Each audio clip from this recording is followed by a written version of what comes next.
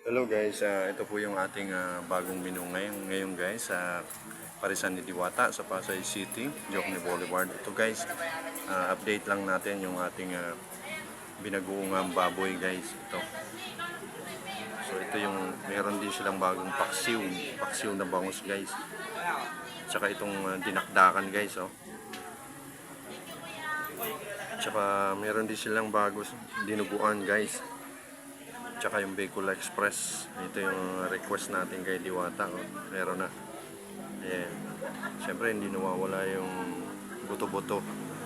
Nilagang buto-buto. Tsaka yung crispy pata. Overload. Tsaka yung crispy ulo. Ayan. Ayan po yung mga trending ngayon guys.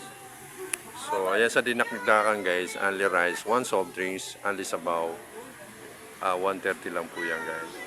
Ito yung cheesy bake bangus. Meron good for 3 person. Only rice, 2 soft drinks, only sabaw, 399. So meron tayong ito yung mga best seller. Diwata Paris Magnet Overload, only rice, 3 soft drinks, only sabaw, 120. Paksiw na bangus, only rice, 1 soft drinks, only sabaw, 120.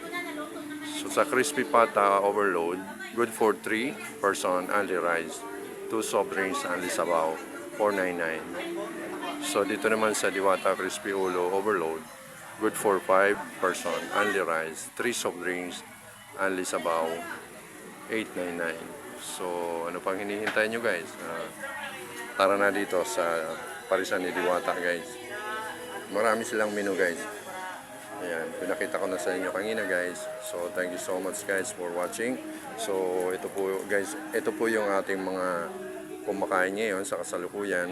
Medyo konti pa ngayon. So mamayang mga alas 4 nito, dagsana po ito guys. So ito po yung kaganapan ngayon Saturday update. So ayan. So ayan guys. Thank you for watching guys. God bless us all.